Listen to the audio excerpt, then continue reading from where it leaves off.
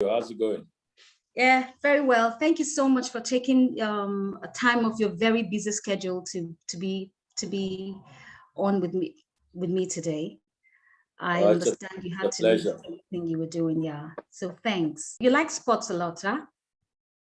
That's that's an understatement. I know you do. I know that you do. So hi, everyone, and welcome to Ibi Speaks. My name is Ibi, and I have my special guest today is Dr. Kweku Kandoh. He is the Chief Executive Officer of Sports Connect Consultancy, a leading sports strategy and planning company in Nigeria. He is the immediate past executive chairman of the Lagos State Sports Commission and its governing board. He was at the same time a member of the Lagos State Sports Trust Fund. A seasoned sports administrator, Dr. Tandoh brings over 25 years of worldwide professional management expertise to the forefront of sports in Nigeria. Quakes, reading about you and reading through your professional history, I see that you're quite a very versatile person. You're a fellow of the Institute of Public Administrators of Nigeria. You're experienced in medicine, marketing, ICT, planning and research, tourism, and sports. So in talking about fathers supporting their children's dreams and talents, let's talk about you for a little bit. So what happened to your medical practice? Very, very, very interesting. Well, what happened to it? I combined it with sports. Let me just summarize it that way. I like you rightly said, I studied medicine. I've always had passion for sports. Initially, I was able to combine both together in the practice of sports medicine. But eventually, I moved out into sports administration, and that led me more into sports than medicine. But like I always tell people, I still practice medicine somehow. I still find it useful even in my sports administration practice. And interestingly, I still have quite a lot of colleagues in medicine that will still relate one way or the other. And maybe even privately, I still consult for a lot of friends for medical advice, even though I don't earn any money from that. I never knew that you practiced medicine. Oh, I did. I actually practiced medicine for about 7 years post-qualification before I started moving into other areas. But I would say that you've had a passion for football, okay? From playing football in those days with your friends, was it in Obanikoro? And then in Ilupeju there, and then pursuing a career in sports administration. So for example, you were the special assistant to the Honorable Minister of Sports, and you're the vice chairman, Lagos State Badminton Association. Quicks, it's a long list here. You are the vice chairman, Lagos State Sports Football Association, and quite a few very interesting and impressive portfolio of sports management in Lagos. So I was going to ask you, so was this progressive? Was your veering into this kind of sporting venture progressive, or was it by default? I would say it was progressive because, like I said, hello, Ibi. I don't know whether you can hear me. Yeah, it went off a bit for a little bit. Yeah, yes, I was asking you if your progression into sports medicine or sports administration was by default or by design. I would not say it was by design, but I think eventually when I realized that I was prepared to make a career out of sports and sports administration, and I now decided to go get some more expert knowledge in that area. And gradually, I was able to move from the practice of medicine to business, from business to sports management and sports administration. Okay, that's very good. So you had a stint with the practice of medicine for a while before you moved on to do other things, or rather you focused on your interest in sports and wanted to make it, a career of some sort. We're talking about fathers supporting their children in their dreams and their talents. And you have a young, talented son. He has a first degree and a master's is an accountant, right? Yeah. Yes. Yes. Yeah, first degree in accounting. And has a master's as well. So he's done all of that. I saw the graduation pictures, it was fantastic. And then he comes back home and says he wants to be a chef. So what was your reaction to that?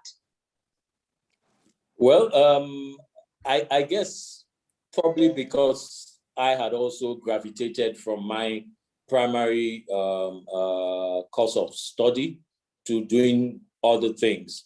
It wasn't too difficult to understand what the young man was saying. Of course, initially it seemed a bit far-fetched. But then again, one thing we recognized, and when I say we, my wife and I, was that he had always had a passion for cooking. Even when he was in university in the UK studying finance and accounts, he had already had businesses with friends in this area of hospitality and entertainment and all that. So it was like, again, in line or similar to what I had done. He turned his passion into a career. And we just had to allow him to do it because, one, I had gone through something similar.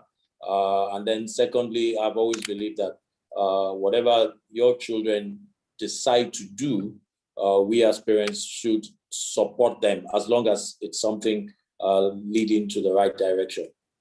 Fantastic. So what I see here, like you say, is a common denominator that you went ahead and did a primary profession first and then veered up to do other things, or rather veered up to pursue your interest and then to make a livelihood of it. So when your son came to say, oh, Dad, I want to do what I want to do, you understood it because you had moved or walked, in that trajectory as well. So Kweks, why is it important for fathers to support their children in their talents, especially?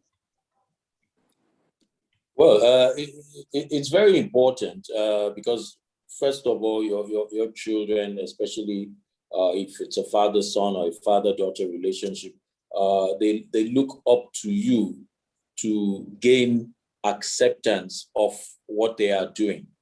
And if by any chance it seems you're not in support and all that, it creates not just a physical blockade to their plans, but also a psychological one. And the psychological aspect of it is very, very, very important and very germane to handle. I remember when our son said he was coming in to do this thing, it wasn't easy, I must say. The first thing as a typical parent that you would say is, look, I've spent so much money on this guy, first degree, masters, spent so much pounds sterling sending them, and then he now says, why didn't he just stay in Nigeria to be there? That kind of thinking. But luckily, we were able to surmount those thoughts, because those thoughts were definitely there. But again, it's good to listen to them. We called him and said, look, what exactly do you mean by it? And the young man laid out his plans. This is what I want to do. This is why I want to do it. This is how I want to go through the process. He didn't just want to say, I'm a chef and that's it. He wanted to go back to learn professionally, even though he had been doing it out of passion. And for me, that's something I've always been preaching everywhere I go, even in my business, in my place of work, that even when you have passion for something, there's a difference between combining your passion with expert knowledge. That's what makes the difference. Your passion may carry you through to a certain area, but your passion alone may not make you excel, because there will be people that may not even have passion, but they have acquired the necessary expert skills and expert knowledge, and you'll find out that they're even doing better than someone that had the passion. But when you're able to combine your passion with knowledge, expert skills, then it makes it much easier along the path of life. It's not as if you don't have challenges, but you'll be very much more prepared because you have the passion, which will engender in you a determination and a commitment. And then you have the expert skills that will tell you how to go about it. And I think that's very important in any area of life we find ourselves.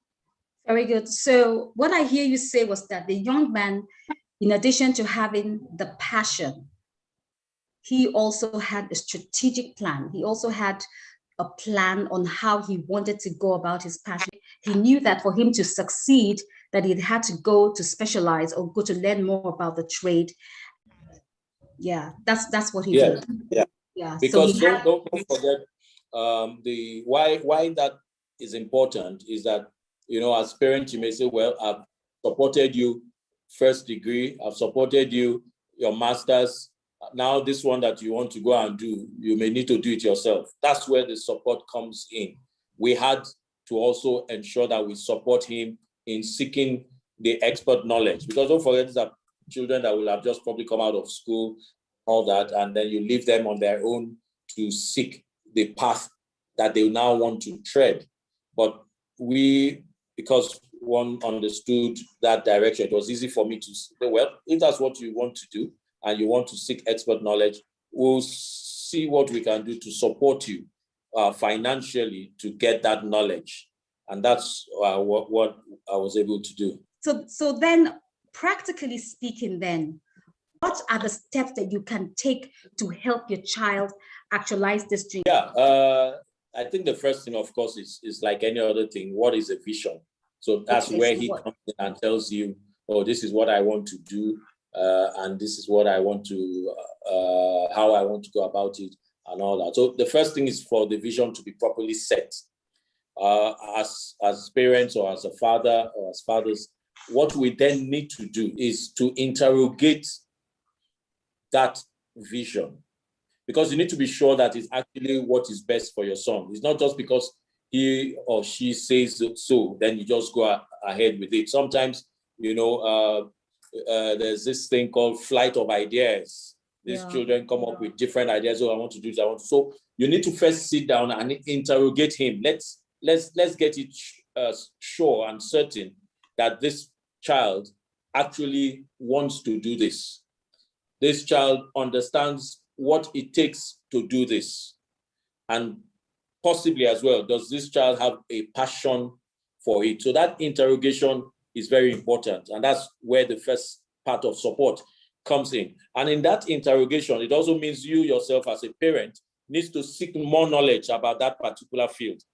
Because if you don't know anything about it, there's no way you can advise. And there's no way you'll be able to check whether he or she actually understands that path. So the interrogation comes in. You also need to do your research. And then again, you now need to be sure that the path that he or she has said is actually the best. For example, you say, oh, I want to become a chef. Yes, okay. Where do you seek knowledge? Or I want to do that. You need to be able to now come up and say, look, if you want to do this thing, then you have to do it well. Because in this day and age, you need to be the best in whatever it is that you're doing. If you are a cleaner, then be the best cleaner. So if you decide that you want to be a chef or a cook or whatever, then you need to seek the knowledge to be the best in it. So what paths are available? What training is available? How do we get that training? What can I as a parent do to support him in getting that, and so on. So that is another step that comes in after that. We need to ensure that he or she gets the best training for that assignment. And along the way also, you may need to use your own network of friends to help your child to pursue the chosen path. You know, at the time people were saying, oh, you're not even ashamed, or you're not even shy to say your son is a chef. You know, that kind of stigmatization. As a parent, you must rise about that stigmatization. You mean after all the education he has had or she has had, this is what your child wants to be? Oh, how do you feel about it? There's this societal stigmatization that you as a parent also needs to overcome. I had some friends when we were in school doing medicine, immediately after medical school, they went to do accountancy, they went to do stockbroking, and they became very good at it. So that societal stigmatization that how can he not practice or work in the area that he has studied? You also have to rise above it, and also get the people around to rise above that, because you'll be giving confidence to your child. Oh, come and meet my child. He's a fashion designer. Oh, come on. You know, your child is happy that you are associating with it. You are not even feeling anyhow about introducing him or her to that chosen career.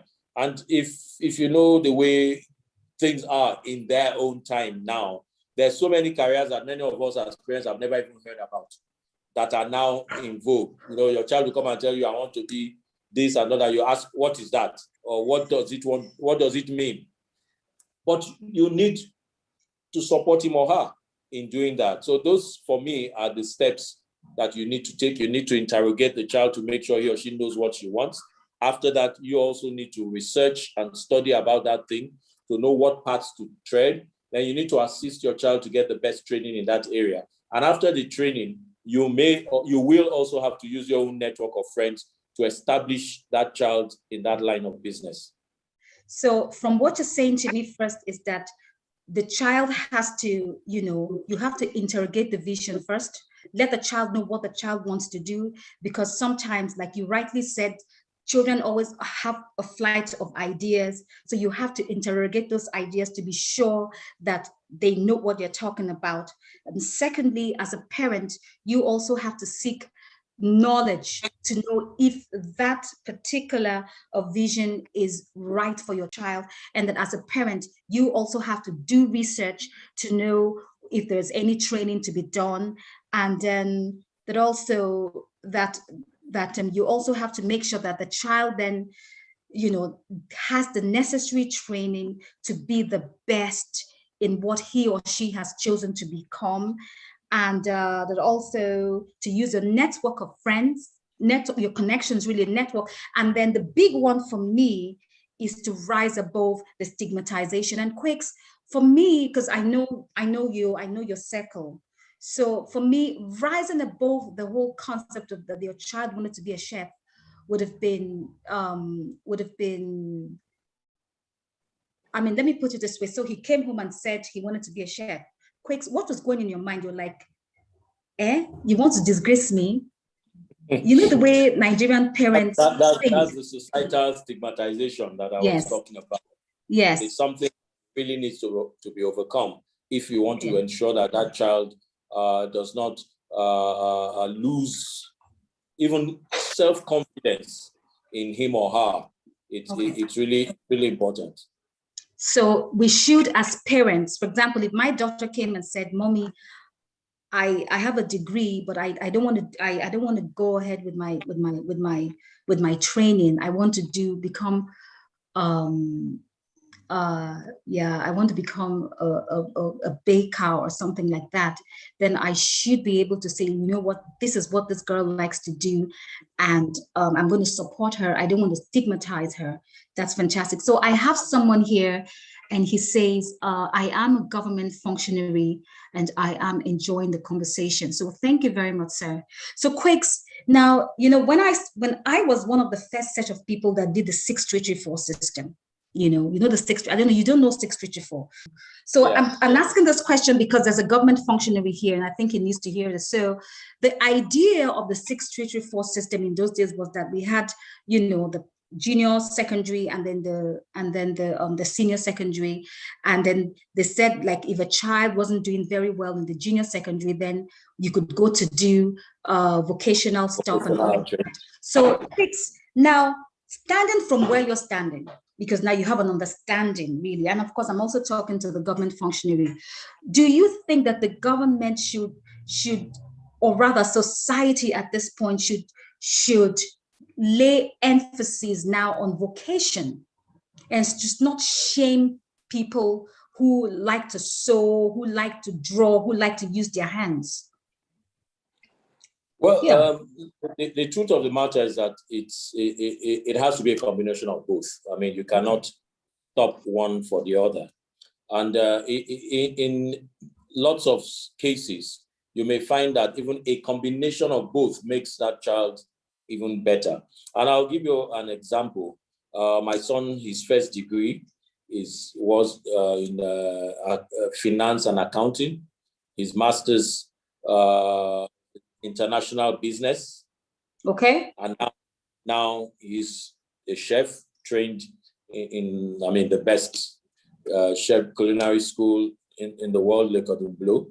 Now, you may now say, oh, that's a total diversion. But what's he going to do eventually, which he has also started? He sets up a restaurant, he sets up a business.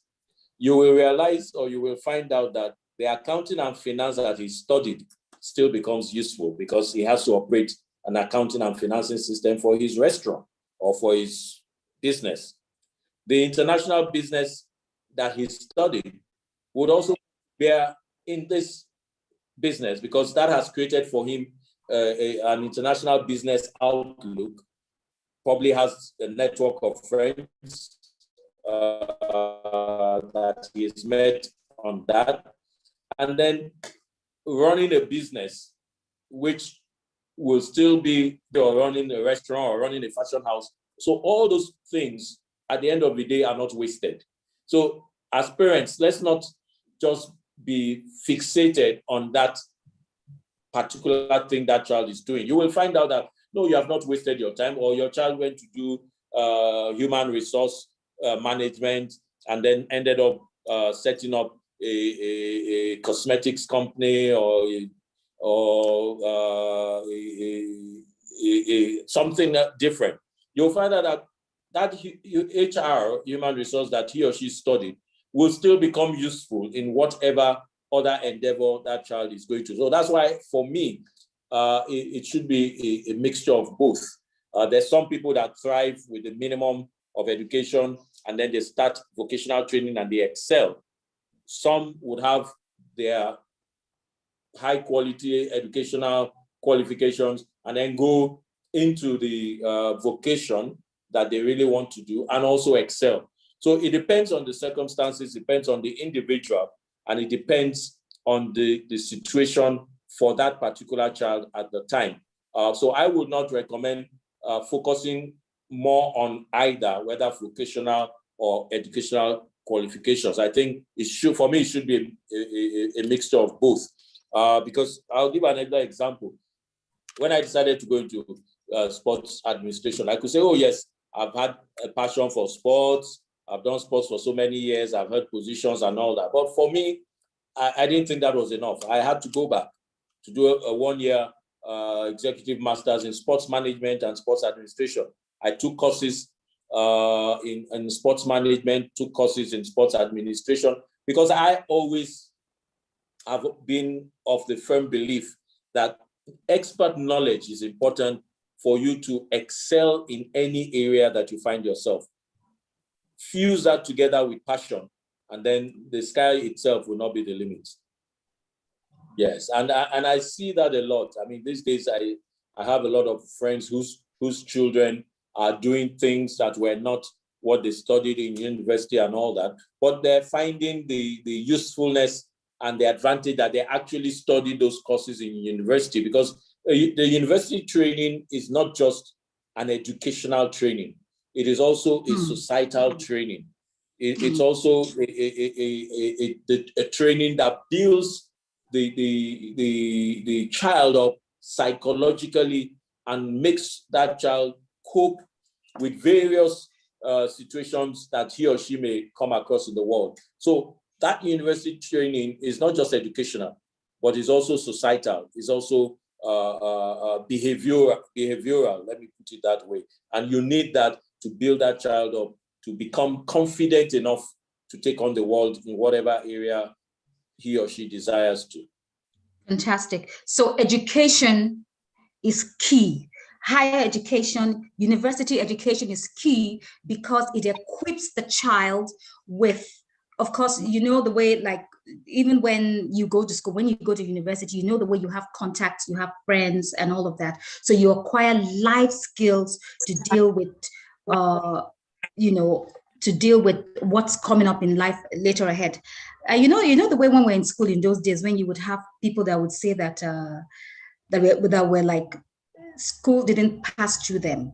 You know, some people are so fixated in academic that school didn't pass through them, so they passed through school. So what you're saying to me now, or to the listeners, that it's good to go through the school, to the four walls of the university education, and let it pass through you so that you benefit from all that it has to offer in terms of social, mental, academic, psychological, and all whatnot, right?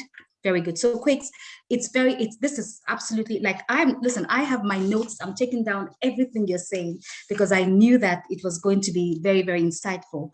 So guys, viewers, please, if you have any questions, I'd like you to kindly write down your questions so that my guest would answer your questions, because he's an expert in this subject. He experienced it and his son experienced it, so he has a lot to say. So I have a question here, or is it a question or a comment? It says, I can relate to this conversation. My daughter studied law, but is passionate about script writing and film directing. So I am trusting God to guide her. I also understand that no knowledge is wasted in this time and age. We parents should trust God with our children and encourage them in pursuing what they are passionate about. That's your take, is it? Exactly. And that person has captured exactly what I was saying. Encourage them to pursue their passion. The pursuit of the passion is where the expert knowledge comes in, and is where the support of the parents also come in. So there's passion, there's pursuit of the passion, and that pursuit of the passion is seeking expert knowledge in that area and in that field. The pursuit of the passion is seeking, I'm writing it down now, the pursuit of the passion is seeking expert knowledge in that field or in that area that they are seeking. Fantastic. So yeah. So Quakes, now, I mean, you have the experience, you've lived it, and you also have a son who's also had the same experience as you. So from your experience, how can parents differentiate between a sustainable or a viable dream or a waste of time? That is something that one may have to deal with, not just by making general statements, because certain circumstances may not be the same for all such cases. But generally, I would just say that that's where we as parents come in. Your child says he wants to be a singer or wants to be an actress, and you think that that child does not have that talent. I don't think it's for you to make that comment there, because you don't want, first of all, to psychologically damage that child. You may, in some circumstances, find out that, yes, he or she may not be that good now, but what if he or she undergoes training? Will he or she get better? So as a child, I think for me, if I was going to be the one in that position, I would start looking for people who coach people in singing. I'll start looking for experts in that area and take my child to, this my child wants to sing, please let me look at it and assess and see what we can do and we can advise. Such a person will not tell you, oh, you can't sing. That kind of person, because he or she is trained in that line, will tell you, okay, now this is where your child is. But if we do 1, 2, 3, 4, we may be able to move him or her to this level. You see, and that's why I was speaking about seeking knowledge. You are not qualified as a child to say your child cannot sing. You are not a singer. I know some people who have become successful singers, for example. I'll use that because I know 1 or 2 like that. Meanwhile, when they started, they could not sing, they could not recognize one high note from one low note. But they were now handed over to professionals who were able to, in fact, the professionals looked at the child and said, this child is going to be a good singer. And then it was, but this one doesn't sing, can't sing, the voice is not, because the professional can identify the required talent and identify the areas where they can work on to make your child better. So in a situation like that, my advice is take your child to the expert. I've seen situations where parents bring their children to come to meet me and say, oh, my child wants to play football. And he says that's the career he wants. He doesn't want to go to school again. He wants to go and play football. I said, fine, there's nothing wrong in doing that. How old is your child? 19. In my mind already, I say, isn't that too late to start a career in football? But I won't tell the child that. What I will do, because also, yes, I'm in sports, but I'm not a football coach. I arrange for the child to meet a football coach who will give a professional assessment. Because there are people that are late bloomers. Because he has not started playing at 12, doesn't mean if he starts at 19, he cannot be a star at 23.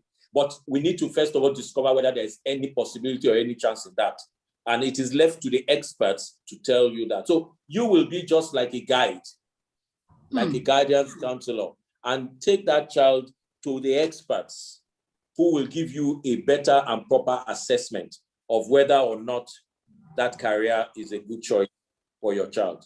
Okay. So Kweku, what you're saying to us listeners now is that no parent has the blanket right to say, you cannot even sing, just go and sit down in one place. You're saying that as a parent, your role is to, as much as possible, provide the support that the child needs. And you're saying, take the child to the experts to provide the necessary support that the child needs to succeed in that particular area, rather than say, oh no, you don't know what you're doing. Yes, so because let me just add to that, because first, you've done 2 things by doing that. Number 1, you have not discouraged your child. Number 2, I have seen situations where after going through the expert counsel and advice, that child is made to realize if, for example, there's no way there for that child in that career. Because it is an expert talking to him or her, she takes it in a much better way than if it was you, the parent, that just said, no, you can't sing and all that. Because that expert will say, yes, you may not be able to sing very well to make a career of it, but maybe you can do this, you can do that, or why don't we do it? Because it's coming from an expert or someone that he or she has even looked up to in that career line. They tend to listen more to the advice they're giving, even though that advice may be the same thing that you have said at home. But as a parent, the first thing when you say no is, oh, my daddy doesn't want me to do this, or my mommy doesn't want me to do this. But when it comes from a professional, an expert, it's easier for them to break it down in such a way that the child will also know that maybe this is not the course I should pursue. Maybe this is what I should do because I've listened to an expert, they've tested me and all that. It helps psychologically to get that child to accept that is not the right career. Okay, Quicks, there are some questions I want to take here. It says, what if your child refuses to go to university and only wants to pursue a passion like football or music or that? You've answered that question. So what? Yeah, I think that's what I just answered now. Yeah, that's the question you asked. Yeah. Don't do it tactfully. Don't do it in such a way that child, because if you do it, if you don't handle it properly, that child will be scarred for life. So you need to be sensitive.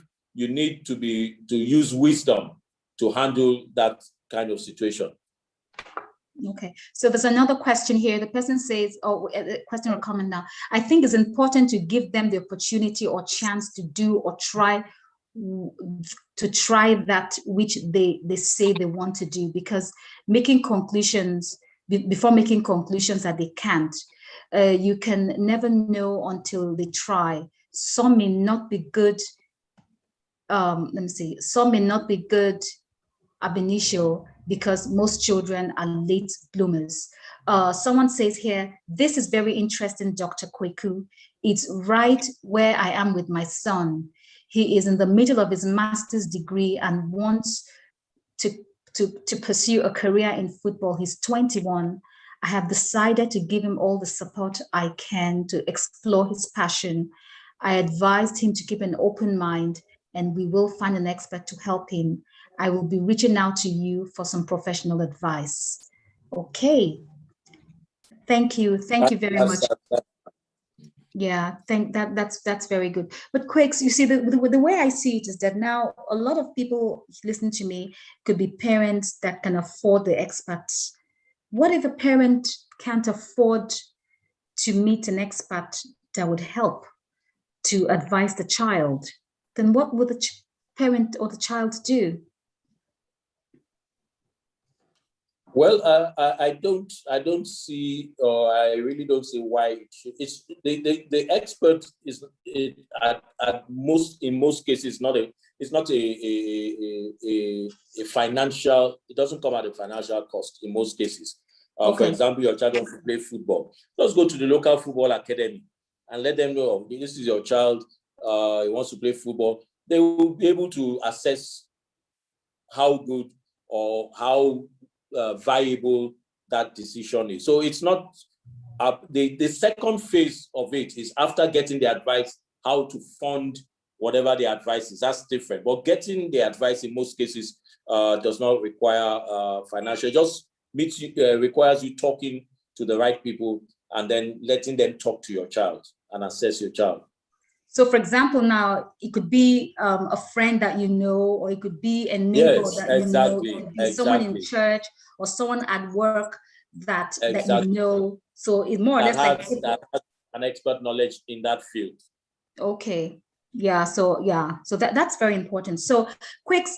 So, you know, the way we used to think about passion before, you know, like I have a talent, I have a passion, you know, I think it's changed, because now the way we approach passion, from what you're saying, the way we approach our talents and dreams is almost the same way that we approach our academic pursuit. So it's no longer that, so I want to be a singer, so I'll just start singing. You're saying to us, to everyone, people listening, young people listening, that if you want to become a singer or a fashion designer, you have to take the necessary steps in training to become an expert in what you do. So it's almost like pursuing an academic exercise, so to speak, then. Yeah. Yeah, because, you know, there's something that you will need in any field of study you find yourself. And that's to make yourself a niche in that area. What are you doing differently that others are not doing? And, you know, it's something that some people understood, or even long ago. I'll give you an example. Fela Anikulapo Kuti, you know, people say, oh, he's a genius in music, in this and all that. Fela went to Trinity College in Dublin. That's the top music school in the whole world at that time. I don't know whether I know the story. He was sent to go and do medicine, but when he got to Trinity College, he decided to go for music. Now, and then he decided to study music. Whatever you're doing, there is a studying to it. You don't just throw yourself into anything and expect to be the best. You must study it. If you want to be a fashion designer, go and study. Go and learn what makes you a fashion designer. In that learning, you may discover that, okay, I'm only going to be doing men's clothes, not women's clothes. So I'm not going to be doing women, I'm going to be doing men. And, you know, it helps you to find that area of that endeavor that will make you special. these days, the world is a global village. You can have a tailor. You can be in Nigeria and have your tailor in London. You can be in Nigeria and have your tailor in the US because he or she is offering something that others are not doing. And you only get that from expert knowledge. You are. Hello? Sorry, I thought I lost you again. Are we back on? Yeah, we're back on. Quicks. Yeah, I'm listening. Yeah, continue. Yeah, so that studying is important. And that is where we as parents come in. Your child comes to you, or I want to be a musician. Oh, yes, you may not like it, but if that's what that child wants to do, then the next thing for you to do is so how do we make sure that you become the best musician? That's what you should, as a parent, now be doing. Or I want to be a footballer. How do we make sure you become the best footballer? First of all, we need to find out whether you have the talent. If you have the talent, how do we develop that talent? How do we make you the best? So we must not let those children believe that they can be the best in that area without some sort of studying, without some sort of knowledge. And that knowledge base, that studying is what will help them to be different from the next person. Okay, Quicks, I want to take this comment here on Facebook. Someone says, Dr. Tandoh is so on point. Our children need our affirmation more than anyone else.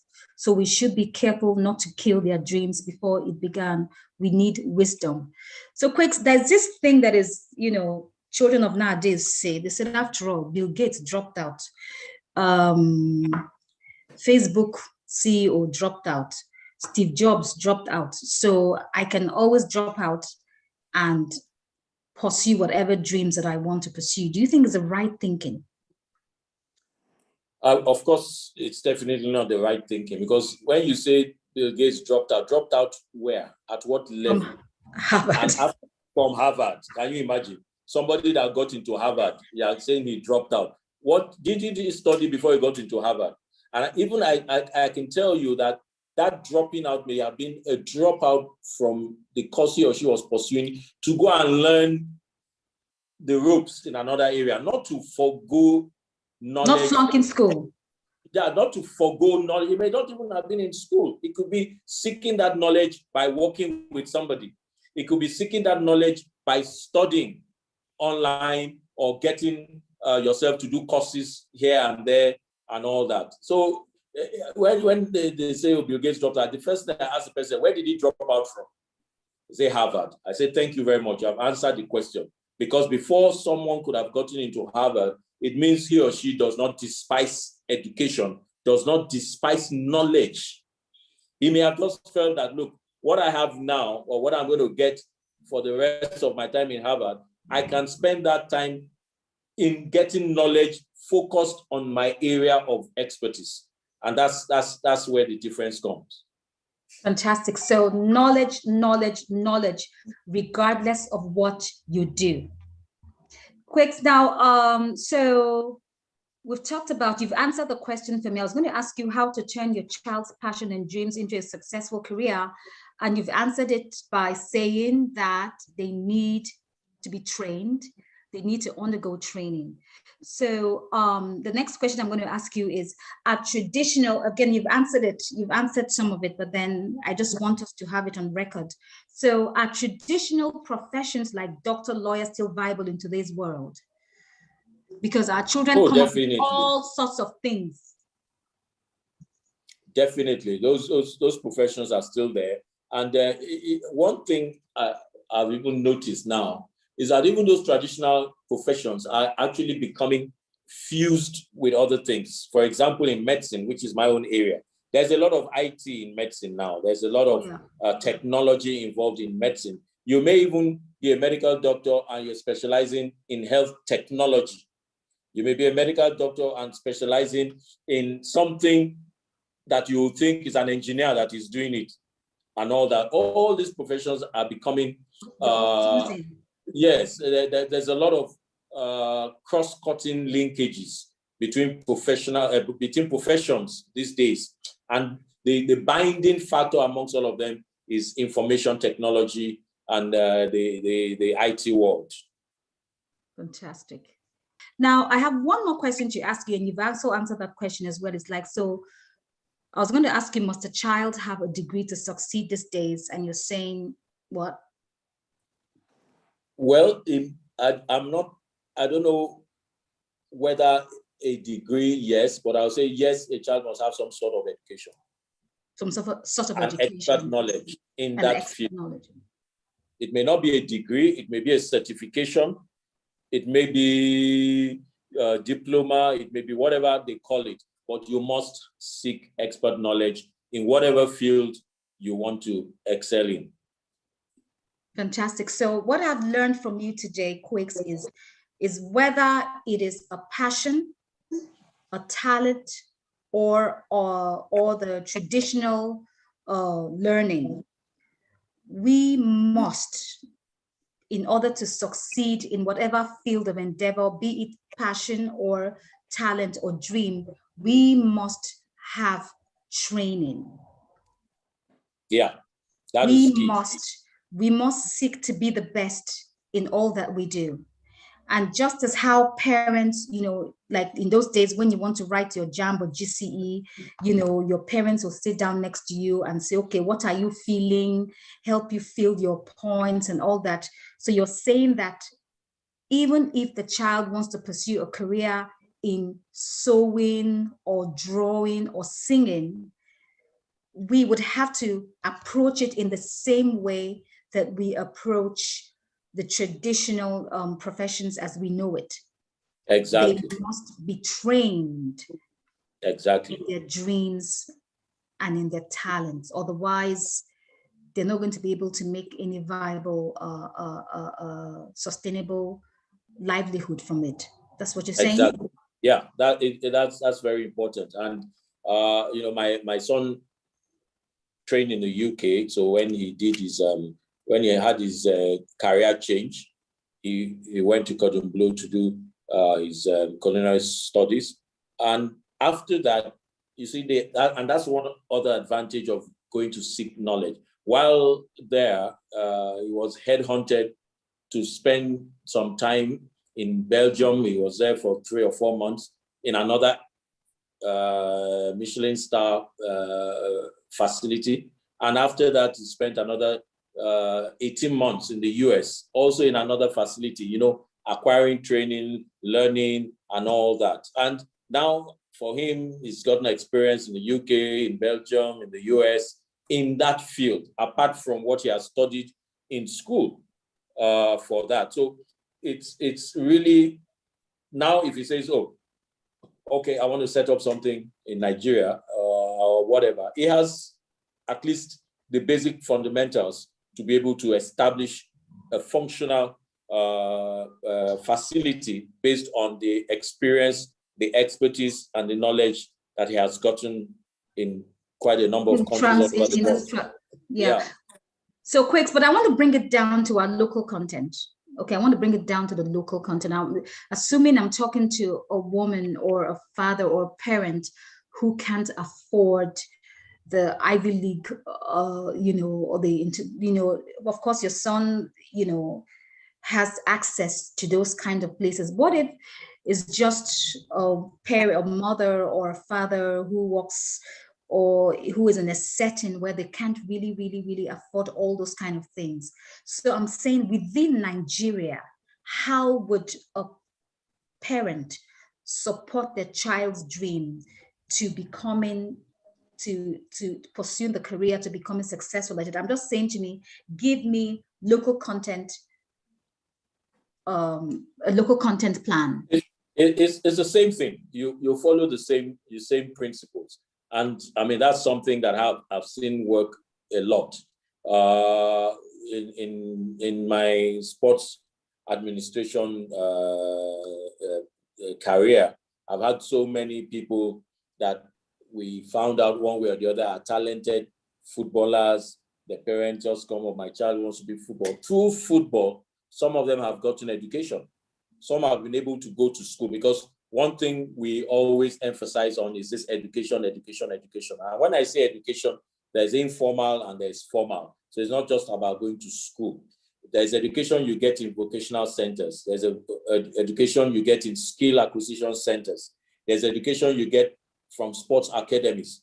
There's education you get even from fashion design institutes based here in Nigeria. At whatever level it is, you will always find the commensurate people to speak with who will have better knowledge than you, the parents, and who are more experienced and more qualified to give a judgment on that child. Very good. Quick, someone says, I'll just quickly take this comment. Someone says, parents send their children to learn different trades like electrician, plumbing, and all those kind of things. So we also have in our own local vocation, exactly. So vocational we have people who send so Quicks, is there anything? Sorry, can I just say something on that? Oh yeah, please. Because that highlights something, because it tells us that even in Nigeria, we had this, we've always had this knowledge that seeking knowledge before you become something is important. I know in those days, years ago in the 50s and 60s and 70s, even up to the 80s, you could not become a plumber without going to someone and getting freedom. That's what they used to get. Oh, when are you getting your freedom? That means when are you finishing your training with the experts before you can call yourself an expert? Even with mechanics, with tailors and all that, there must be an apprenticeship before they are certified to go on with that trade. So that apprenticeship is like seeking expert knowledge in that field before you can begin to practice in the field. So even our fathers and our grandfathers had this idea in this our freedom thing that they used to do for all skill acquisition center people. Very good. Kweku, I'll just take this comment here. Someone says, my daughter studied medicine in the UK. She worked for a while and left the profession. She then studied project management and now works with a healthcare equipment manufacturing firm as a project manager. So, Quicks, one thing I want to ask before you go, why is it that sometimes that, do you think that it's right for parents at this stage, you know, to push their children to study, you know, the way when we're growing up, like they will tell you're going to study law, you're going to study medicine, you're going to become a teacher. Do you think that in this day and age, it's right for parents to do that to the children? I mean, definitely that's a no-no. I mean, I think those days no longer. Yeah. Parents now are even more open to their children deciding what they want to do. But of course, in some situations, we still find things like that happen. And my advice would be to allow, yes, sometimes when you say that, oh, you are going to become this, eventually that person becomes a successful doctor, a successful engineer. So that may have just been pushing the child in the right direction. But you have to make sure that eventually that child also understands why he or she wants to be that and whether that is what will make him or her happy. So there can be a fusion of minds. That direction that they're pushing the child to may actually be where he or she should, but there must be a buy-in of that child. Otherwise, it will not work.